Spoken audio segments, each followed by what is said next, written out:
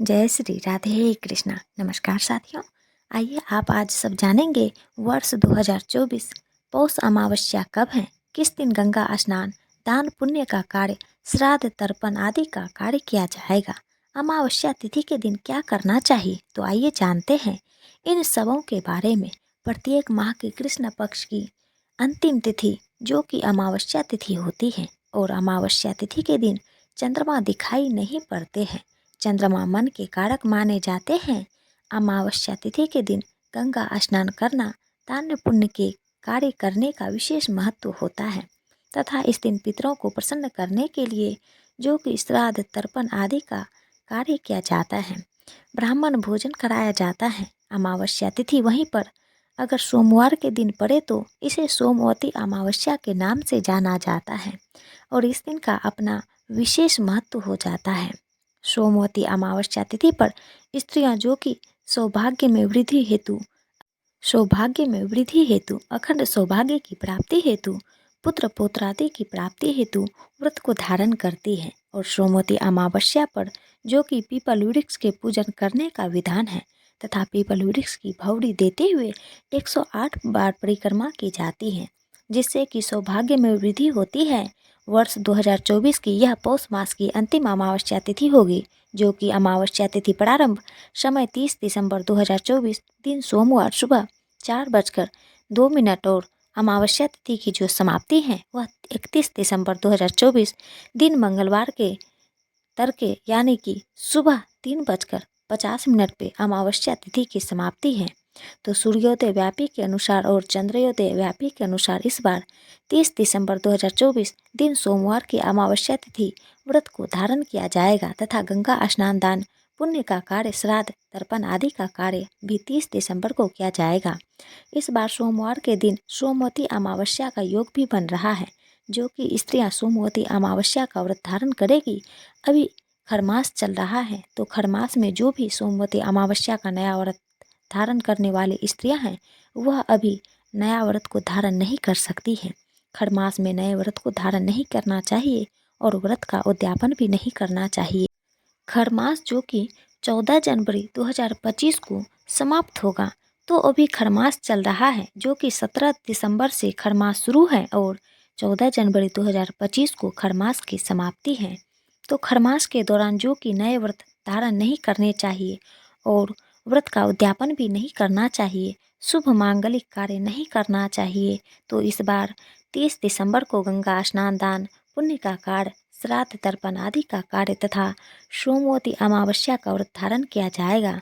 30 दिसंबर को ब्रह्म मुहूर्त का जो समय है वह सुबह 5:24 से सुबह 6:19 तक होगा। सूर्योदय का समय सुबह 6:44, सूर्यास्त शाम 5:19 पर होगा।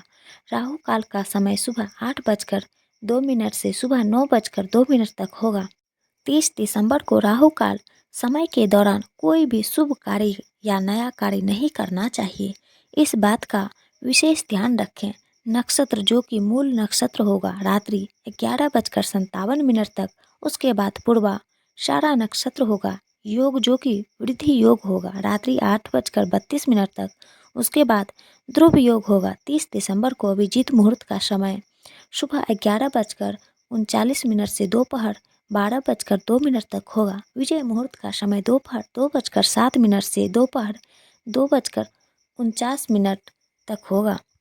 इस दिन शुभ चौघड़िया मुहूर्त के अनुसार जो समय है 30 दिसंबर को, वह समय अमृत नामक शुभ चौघड़िया मुहूर्त सुबह 6:04 से सुबह 8:01 तक होगा। उसके बाद शुभ मुहूर्त नामक चौघड़िया मुहूर्त सुबह 9:02 से सुबह 10:04 तक होगा।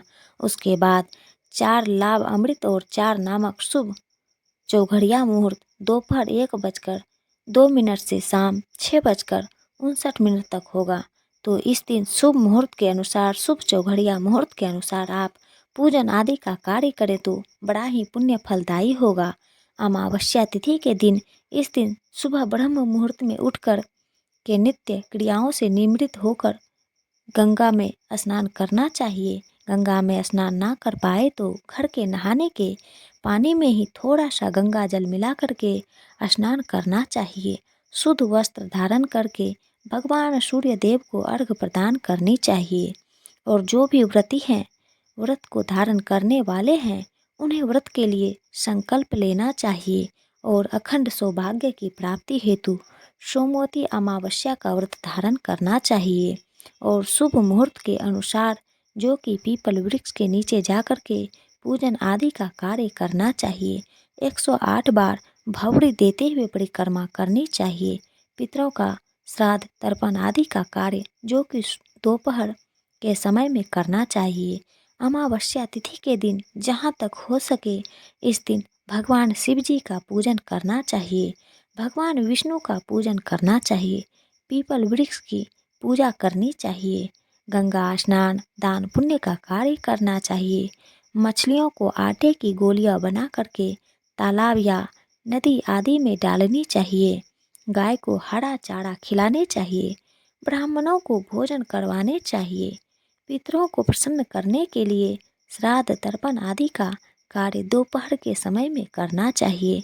इस प्रकार अमावस्या तिथि पर करने से जो कि देवताओं का भी आशीर्वाद प्राप्त होता है तथा पितरों का कृपा प्राप्त होता है, जिससे कि घर में वंश वृद्धि होती है, घर में सुख समृद्धि आती है। अमावस्या तिथि के दिन चंद्रमा दिखाई नहीं पड़ते हैं, चंद्रमा मन के कारक माने जाते हैं, तो इस दिन शुद्ध और सात्विकता का पालन करना चाहिए, ब्रह्मचर्य का पालन करना चाहिए, किसी के ऊपर क्रोध नहीं करना चाहिए। जो भी ब्राह्मणों के लिए या पितरों के लिए भोजन बनाते हैं तो शुद्ध और सात्विक तरीके से भोजन बनाने चाहिए। प्याज लहसुन का प्रयोग नहीं करना चाहिए। अपने इष्ट देवता का कुल देवता का पूजन अर्चना करनी चाहिए और पूजन संपन्न होने पर क्षमा याचना कर लेनी चाहिए। इससे पुण्य फलों की प्राप्ति होती है तथा घर के सभी प्रकार के विघ्न और क्लेश दूर होते हैं। सुख समृद्धि की प्राप्ति होती है। साथियों, आशा करती हूँ कि हमारी यह छोटी सी जानकारी यदि आप सबको अच्छा लगा हो तो कृपया चैनल को सब्सक्राइब कर लीजिए, वीडियो को लाइक कीजिए, कमेंट बॉक्स में हर हर महादेव जरूर लिखें।